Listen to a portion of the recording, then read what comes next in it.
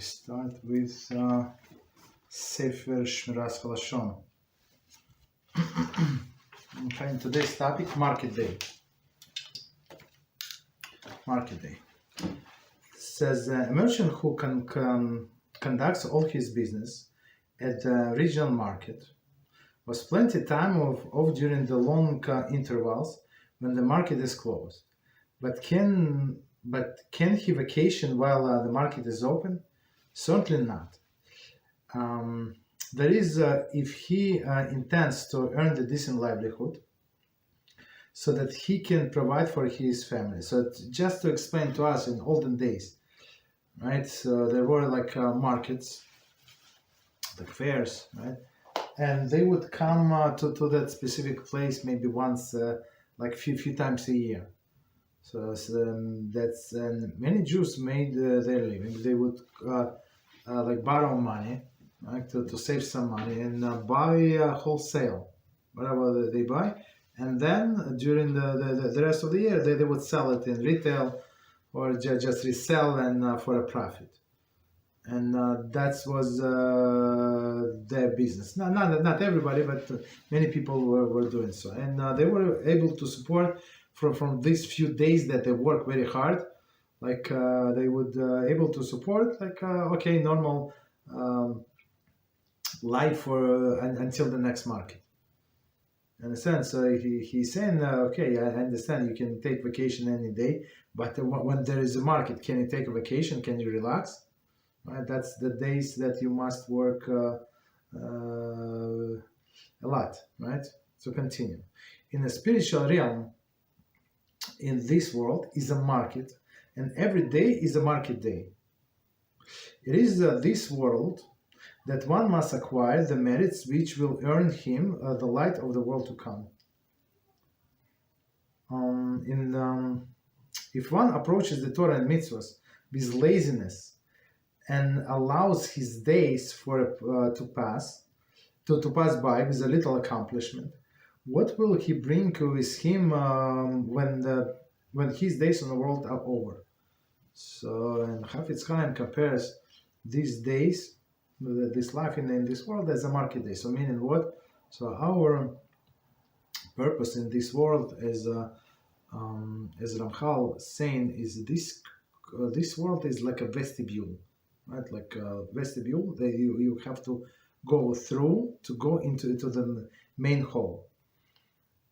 Right, and while you in this world, main hall, meaning the world to come, and while in this world you have to get yourself as many mitzvahs as possible, right? So it's like Chofetz Chaim say it's like a market day. So every day is precious. So if you don't do now, that's it. So maybe your family is going to starve because you were lazy these few days. So the market days, as I understand, it's 2-3 days tops. That's it. Of course, it's usually on Shabbos. So Shabbos for Jews is out, right? So there are only maybe Sunday, maybe Monday. That's it. So not too many days. Okay. So he said that we must work very hard, right? In this world,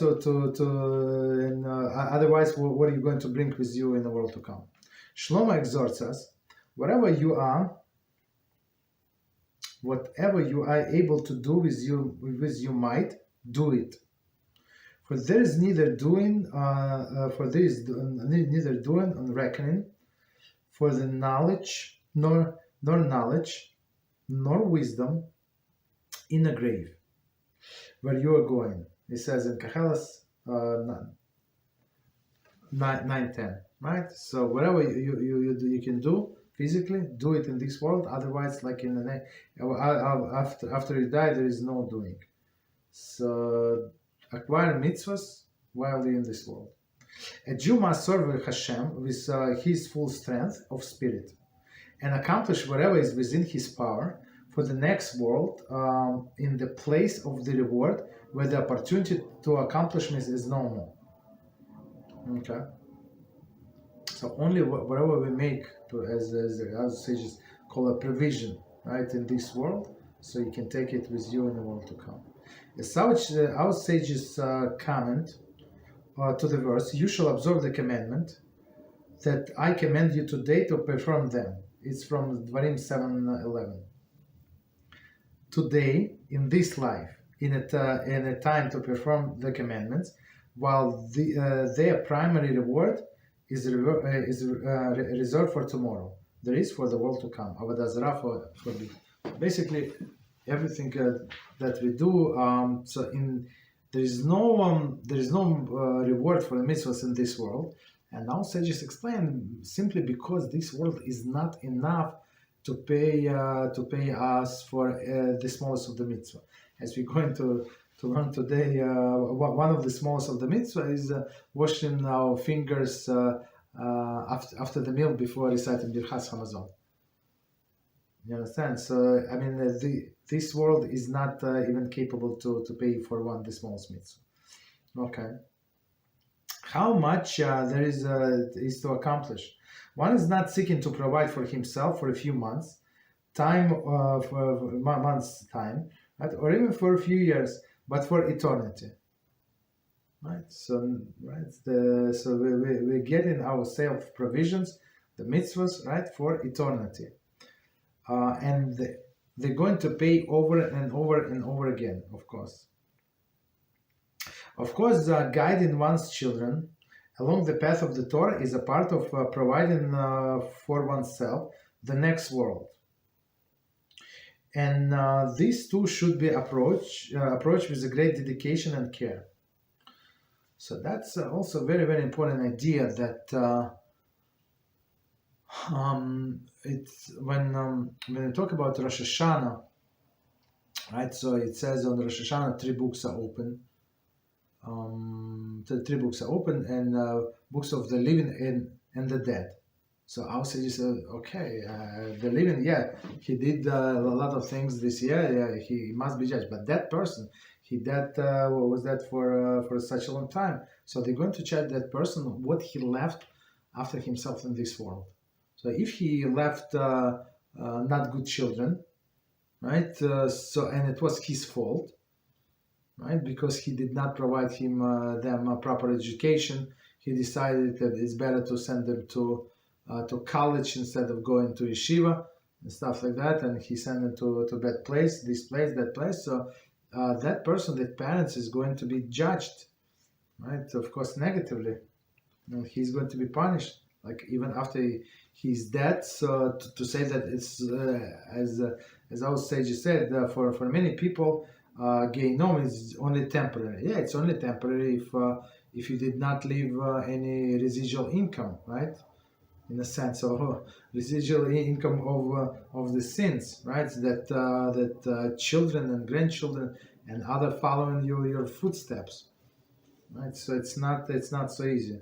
So when person guides his children, as Chofetz Chaim says, in the path of the Torah, so it's in a sense he provides for himself in the world to come.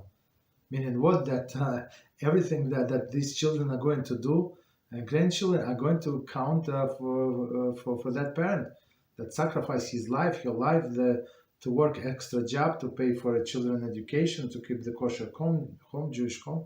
For sure, it's not for free. Whatever these children are doing, it's only because not only but in a big reward. It's actually big input was from parents, from grandparents, for sure. They have to get rewarded. One who does not have the opportunity to raise children of his own in the ways of the Torah should strive to help educate Jewish children. Right? Whatever one's nature, one's mission on this earth, let him go about fulfilling the best possible way. He'll say it, if now, that when. So if person does not have children, or not yet married, not have children, so there is so many need for education. So not every parent capable of tutoring the children, do the homework and explain things. Right? There is always they need volunteering, somebody to help, right? And when you study with somebody else's children, it's like they become in some sense your children. It's very interesting. Okay, stop here. Okay. Okay, and finally, I know there's many opinions on it, but at what point is it considered Lashon Hara? At what point if I mean, as you found, like we've been reading this book, and it's a very, very long book. So in general, there are many exceptions. Maybe like if you say that there are many opinions, there are not many opinions. I would say there are many situations. So it depends on the situation. So I would say in general rule. So of course there are exceptions. If it's not for constructive purpose. So if it's not for constructive purpose, it would be Lashon Hara. And constructive purpose meaning that somebody started telling me about another person, like another guy, like why do I need to know this information, this negative information? You understand? It's not for constructive purpose. But if he sends something that I might be interested in, right, meaning that I might benefit from that, yeah, so it would be for constructive purpose. Or he's trying to warn me. So he said, don't go to this store. I saw you in this store many times. You buy fish. This fish is not fresh. 2 people already poisoned from the fish. I'm just telling you. Okay, so it would be for constructive purpose.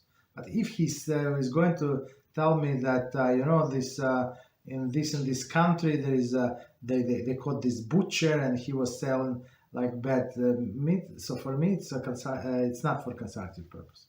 It's for sure Lashon Hara. You understand? So, or somebody like for example, I'll give you another example. Somebody is asking me advice. So in order to give him proper advice, that person, I need to know all of the details. So otherwise, I would not be able to give advice. So that person would need to give me all of the details, even the negative information. But even he's going to give me all of the negative information. Let's say conflict between husband and wife. Let's say, right, shalom bayis issue. So this negative information is for constructive purpose. Otherwise, how can I tell him what to do and what to work on if I don't have the full picture? So this would be for constructive purpose. But to go outside and tell his friend or her girlfriends what he said to me, I said to him, and he's like that, he's like this. So it's purely Loshon Hara. Loshon Hara is not allowed even between husband and wife. And even if a parent is pressuring a person a child to say Lashon Hara, they must refuse.